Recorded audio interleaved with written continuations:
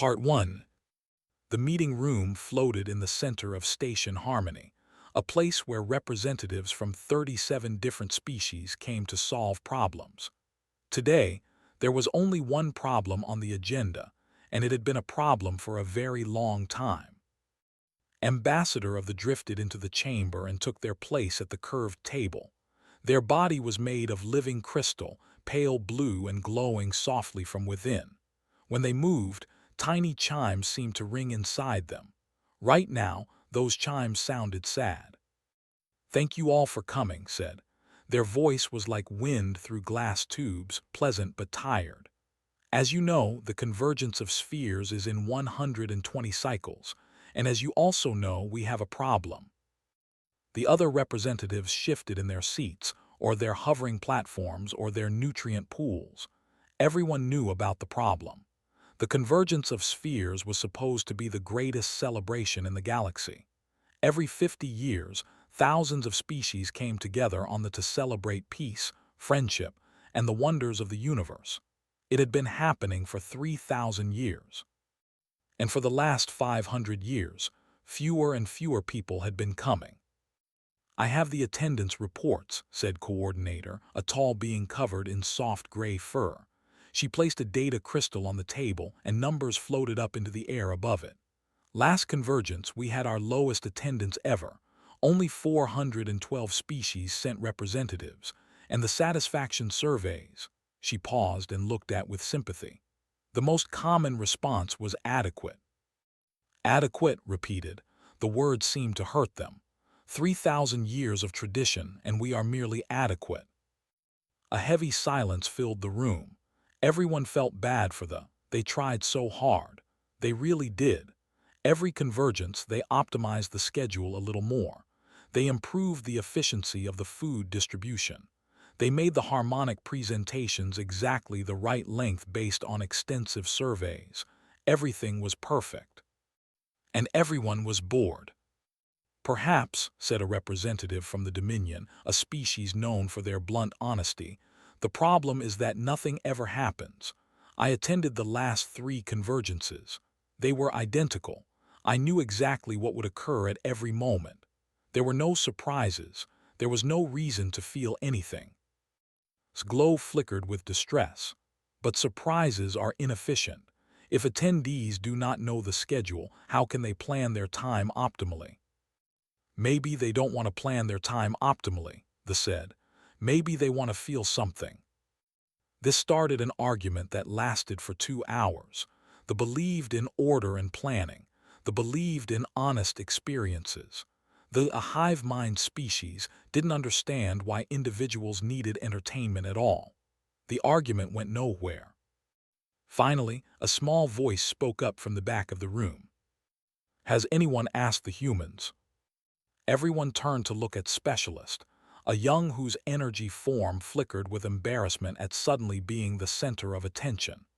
"I just mean," continued, "humans are very new to the galactic community, but I have been studying their culture, and they seem to be unusually good at celebrations."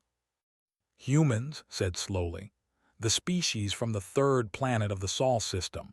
They have only been spacefaring for 200 years. What could they possibly teach us?"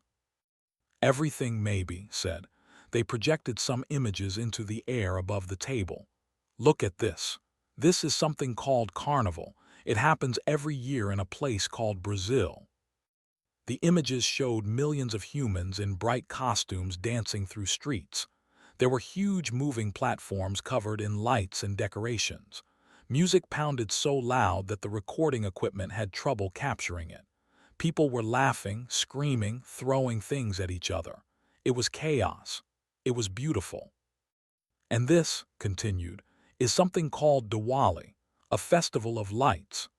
The images changed to show buildings covered in tiny flames, fireworks exploding in the sky, families gathering to share food and gifts. "And this is called Mardi Gras." More images, more costumes, more dancing. People catching beads thrown from platforms and acting like they had won a great treasure. The representatives stared at the images in confused fascination. They are throwing things at each other, coordinator said. Small circular decorations, and the others are trying to catch them. Why? I do not know, admitted, but look at how happy they are.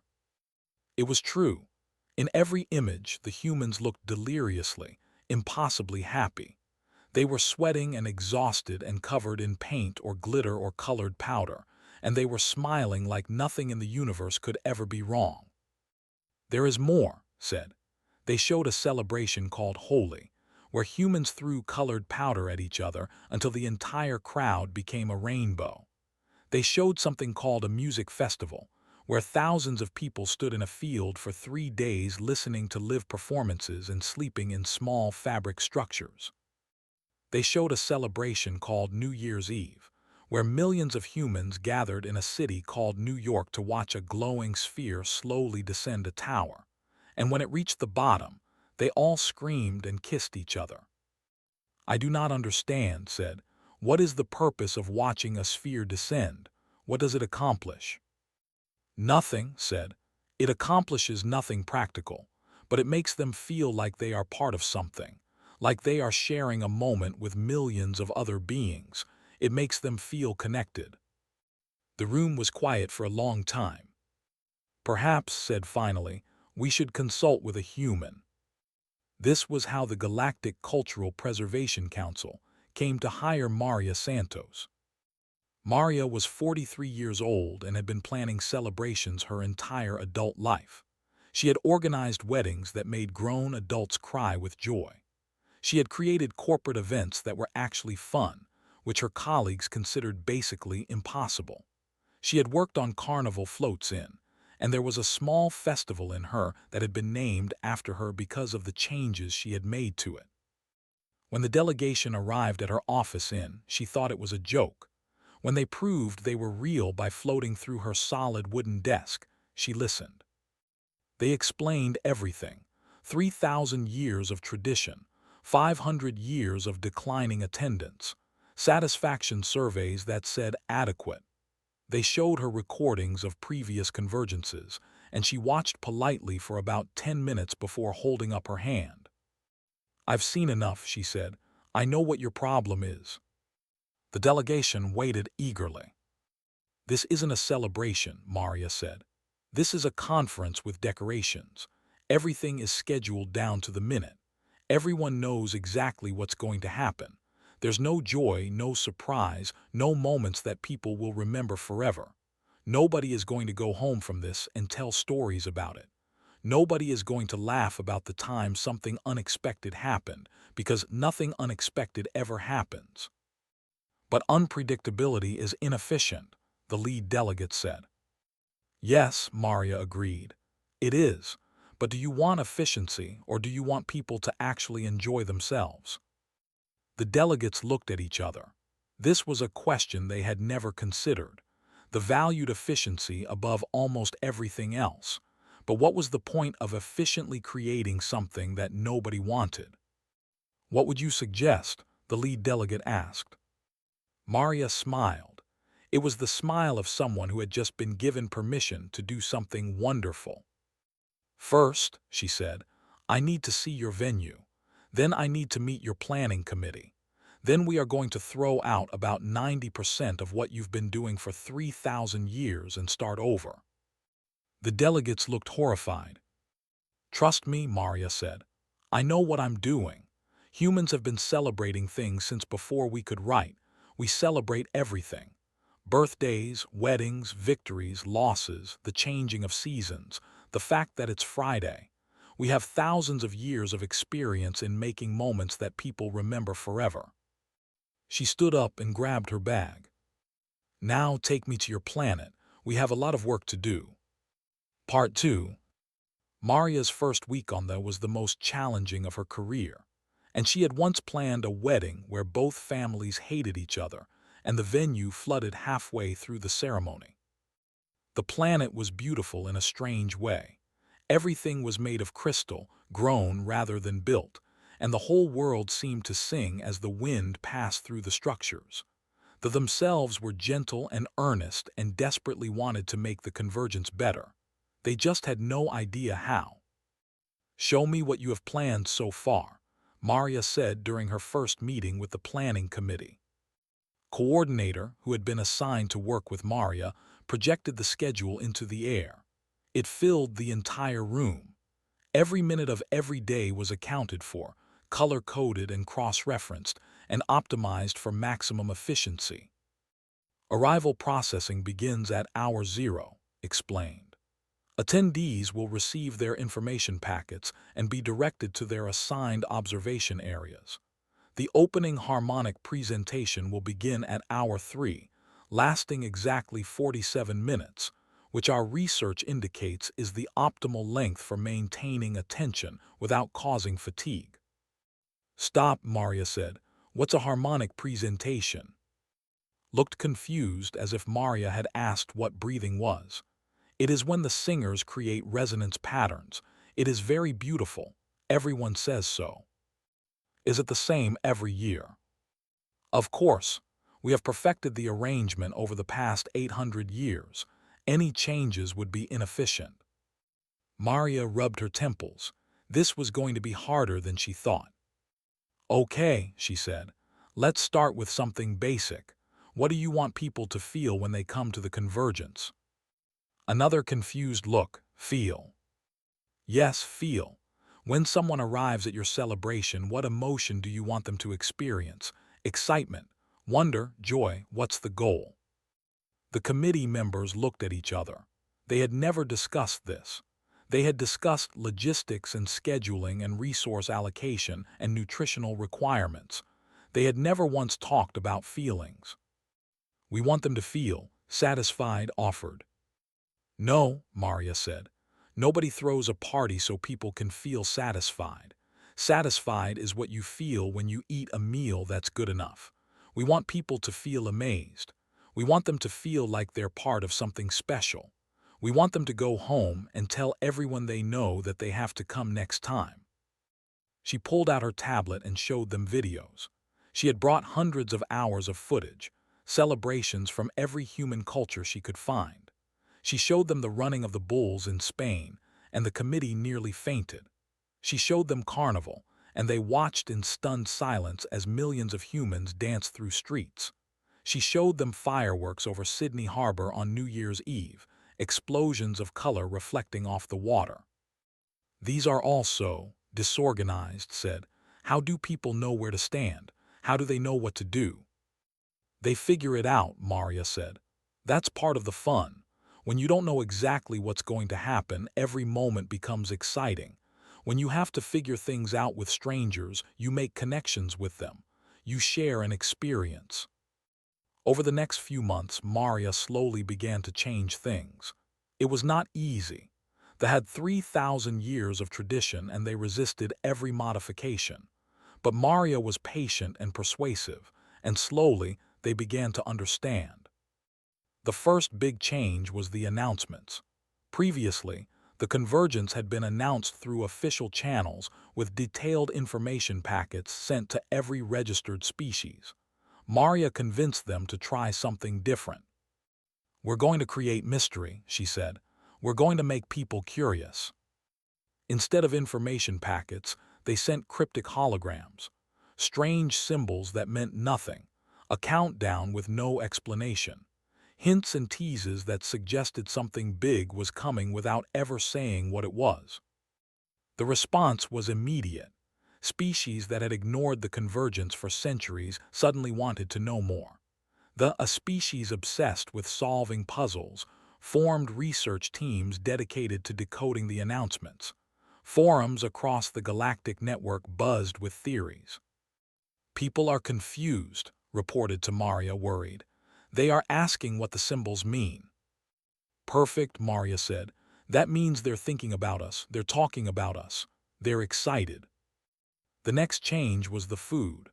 Maria toured the nutrition preparation facility and found exactly what she expected: rows of machines producing standardized nutrient packets optimized for each species' biological requirements. Efficient, practical, completely soulless. "This has to go," she said, "all of it." "But how will we feed everyone?" the nutrition coordinator asked in alarm. We're going to bring in vendors, Maria explained. Cooks from different planets who make food the traditional way.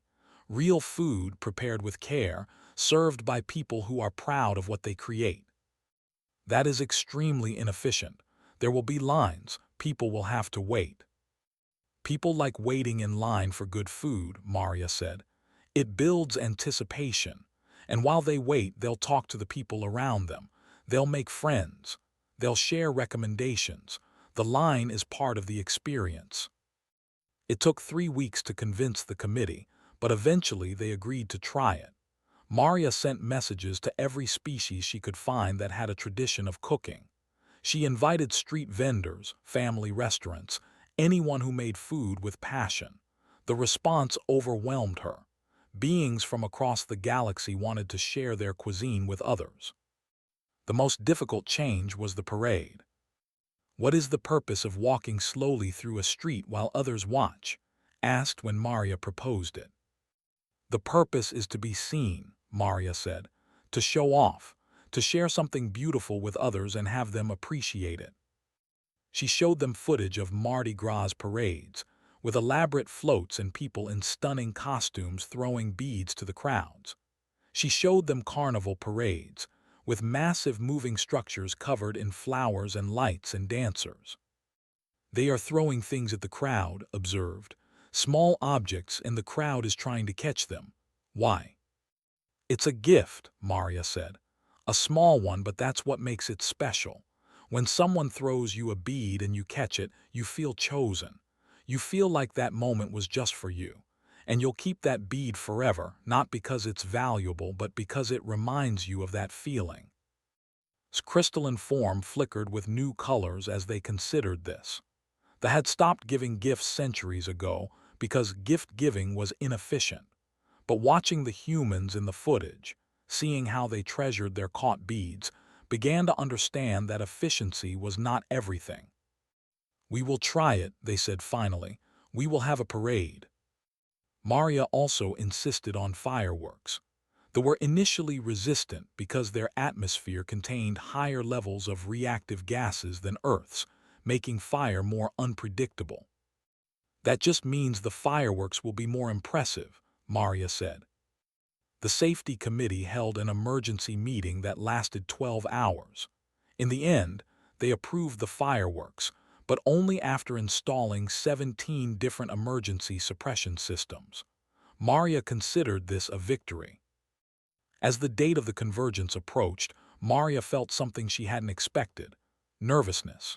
She had thrown hundreds of celebrations on Earth, but this was different. This was for the entire galaxy.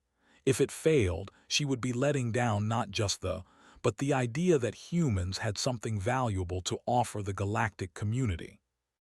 But when she looked at how far the committee had come, she felt hope, had started suggesting ideas of her own, things that Maria had never thought of, had begun experimenting with their harmonic presentation, adding variations and surprises.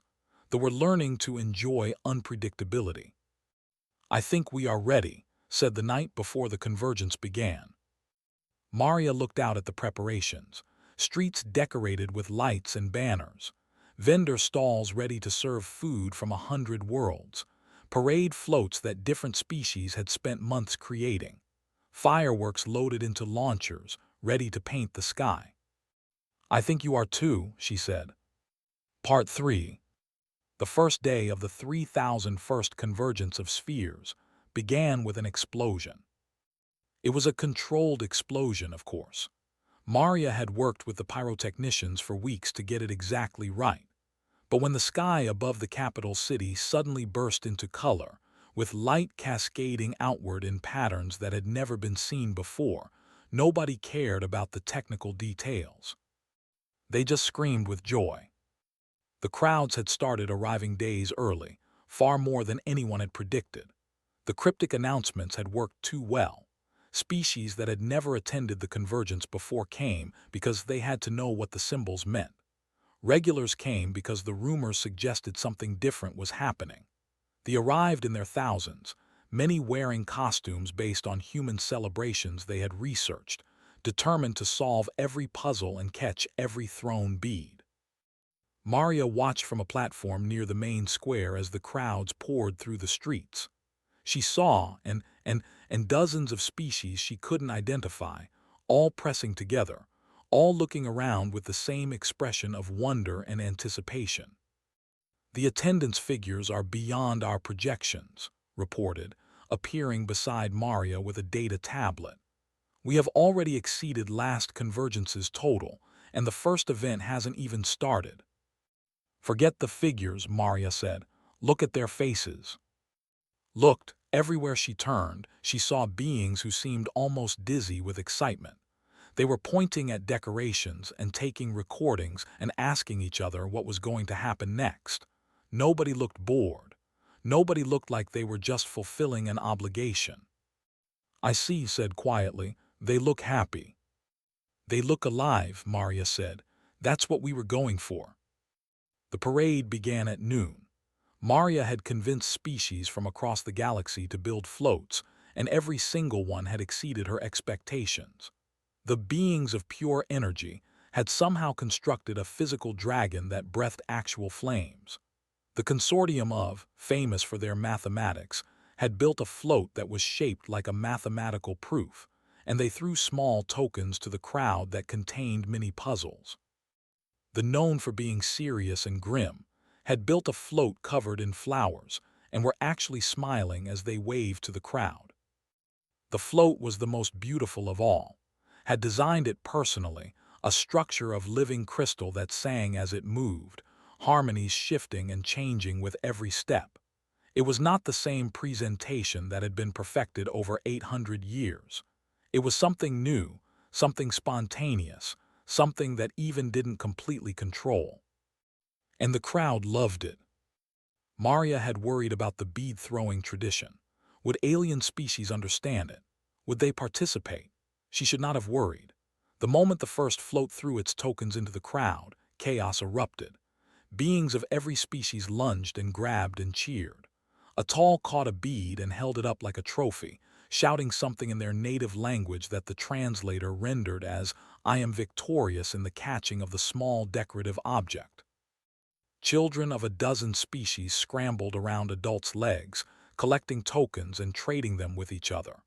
Maria saw a young offer a bead to a young human, and the human gave them a piece of candy in return. Neither had any idea what the other's gift meant, but both seemed delighted. The food vendors were overwhelmed. Lines stretched around corners and down streets, but nobody complained.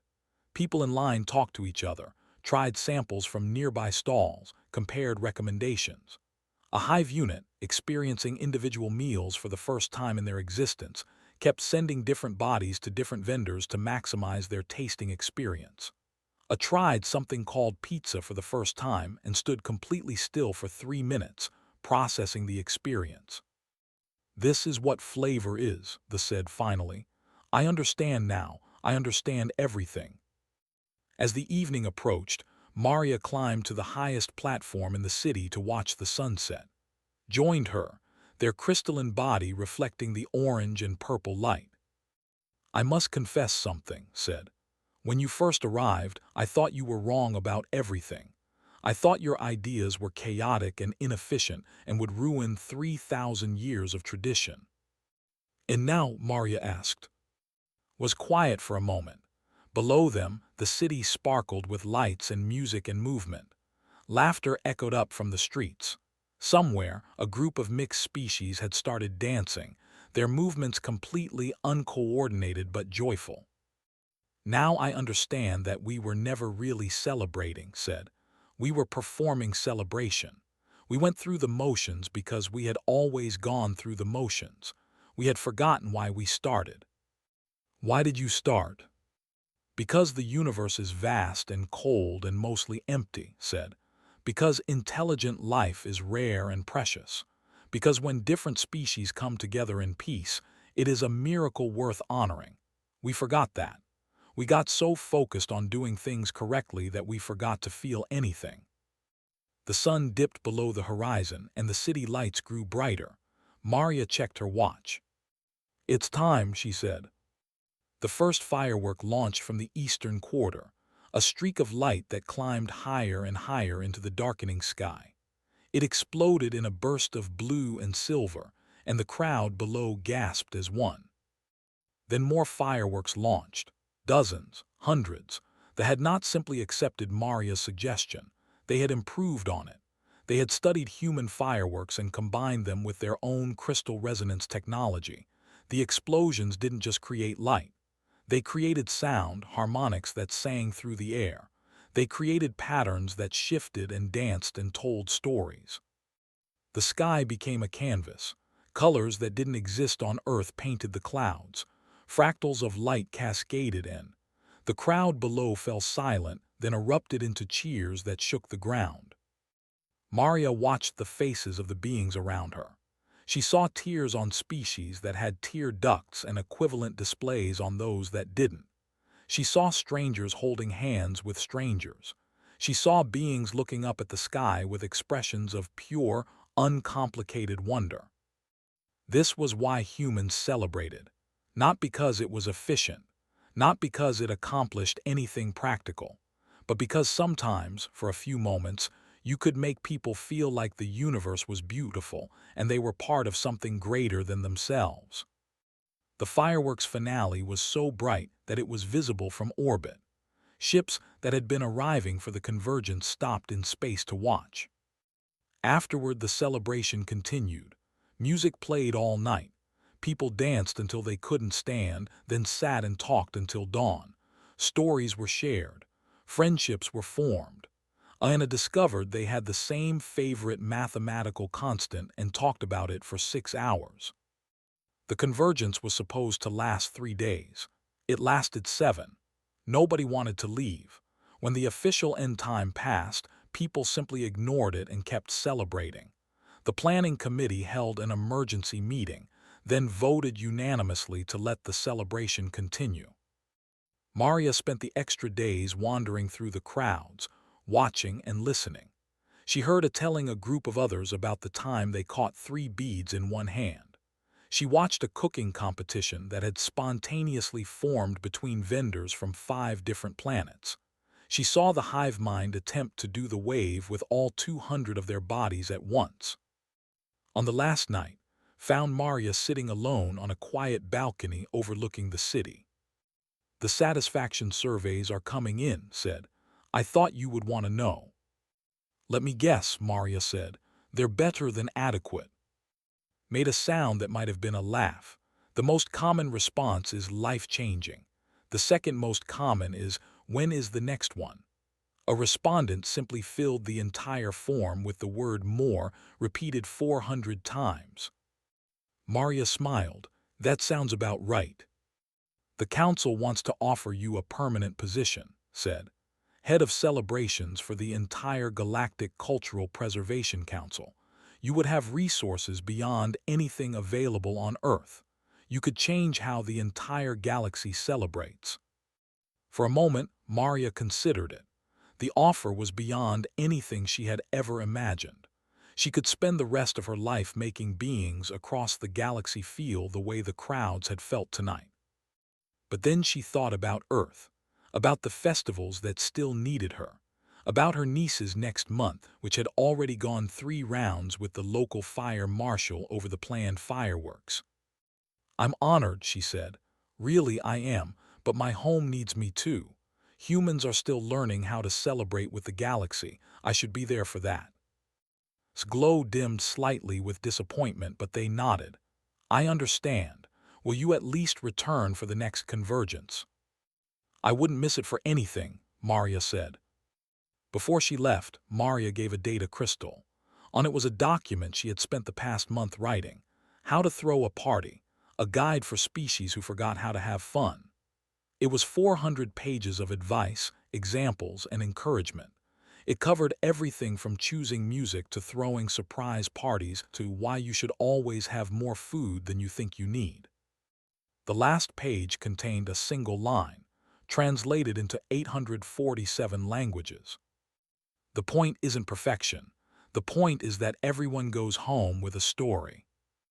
Read the document 7 times on the day Maria left.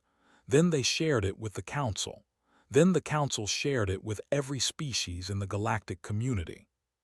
The 3000-second convergence of spheres introduced something called the Safety Committee, who had formally resigned after the fireworks and then immediately signed up as attendees, were the first ones on the dance floor. And somewhere Maria Santos stood in a park watching her niece celebrate her 15th birthday under a sky full of fireworks, surrounded by family and friends who would tell stories about this night for years to come. It was, after all, what humans did best: